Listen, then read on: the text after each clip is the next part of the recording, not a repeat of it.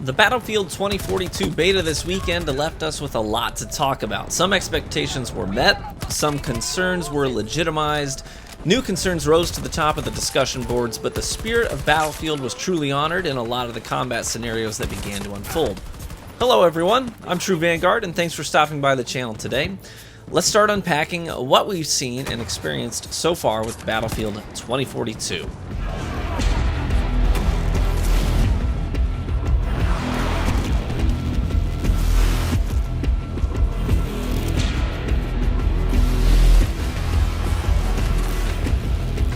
So let's hit the basics of what the Battlefield 2042 beta has to offer. Essentially, we're getting a very small look at the game as we're only able to play one specific game mode on one specific map.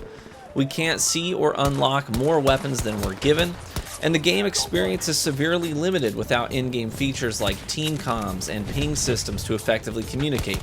As it stands, there's no way to even pull up the map while you're alive and running around, nor is there any way to customize attachments to your weapons while you're dead. So you'll need to spawn in and find a safe place to bunker down while you tinker with your guns using the plus system.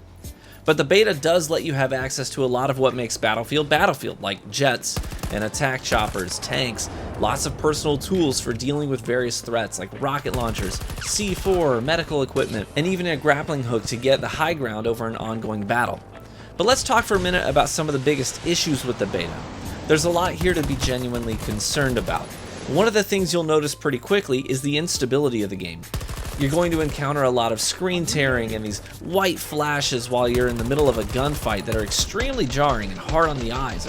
God forbid you play this beta and you're prone to seizures. Well, I mean, if you're prone to seizures, you're probably not interested in Battlefield to begin with. But if you were perfectly healthy before playing, you may be prone to seizures now.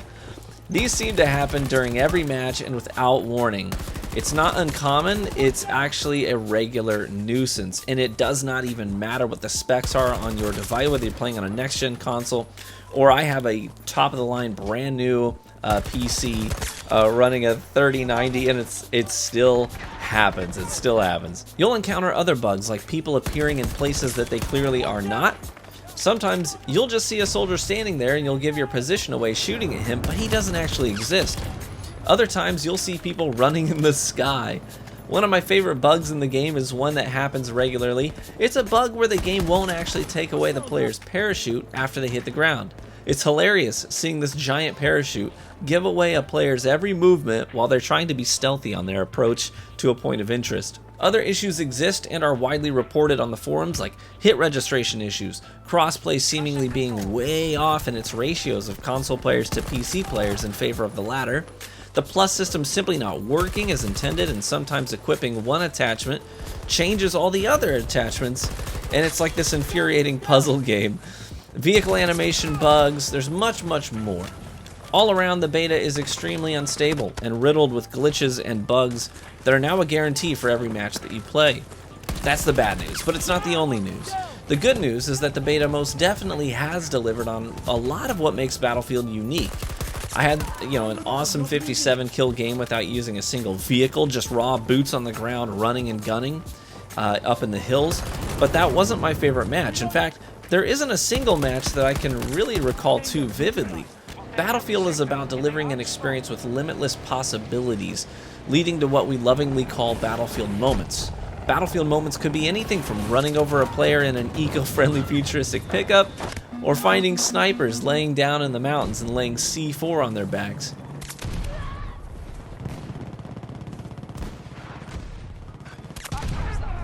Or placing a C4 trap on a common doorway and waiting for the right moment to blow it up. Or maybe it's base jumping off a skyscraper and into an active gunfight.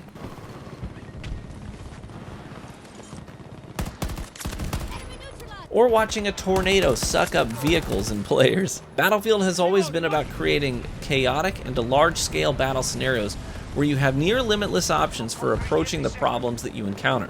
It's up to you to figure out what you want to try, what risks you want to take, and what moments you want to intentionally create. But as far as the beta goes, what are the main takeaways?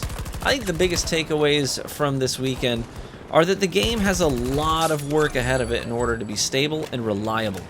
I really hope that the beta build is really old, and many of these issues have already been addressed, as is often the case. Usually when you're playing a beta, you're playing a build that's like 6 months old, sometimes even older than that. A lot can happen in that amount of time when it comes to ironing out bugs and stability issues. Another major concern is the accessibility of the game. The beta is clunky and largely unintuitive, leaving players to crowdsource answers to major questions or figure it out on their own. Hopefully on the full launch we see a game that delivers information in a clear way to the players so that they know how to get off the ground and up and running seamlessly. Another takeaway is that the community does not seem to be sold on the new specialist system. One of the best things about previous Battlefield titles is that when you saw another player, you could tell immediately whose team they were on and what potential weapons and equipment you should expect to encounter from them. That's all gone now. Every enemy is a huge question mark. It was bizarre having a man in a ghillie suit run up to me with chest paddles and revive me, and then immediately swap to an assault rifle and start shooting the enemy that downed me. Personally, I'm not crazy about the new system, but I'm still willing to give it a chance to wow me with it, you know? The beta did not do that, however, and it left me feeling like my initial concerns about the system were completely valid. But on a positive note, a lot of what I experienced with this beta did feel like coming home, you know? It felt like what I originally loved about Battlefield. It's a genuine, all-out warfare experience with fun and chaotic moments that serve as the punctuation mark to frame the whole ordeal. You'll likely forget much of what happened in your 20-minute match, but you'll remember that one time that you rained C4 down from the sky as you parachuted in and completely demolished a vehicle below that had no idea you were up there. It's these Battlefield moments that give this game a fighting chance this year to pull in some major numbers and get a ton of gamers on board with the new era of Battlefield.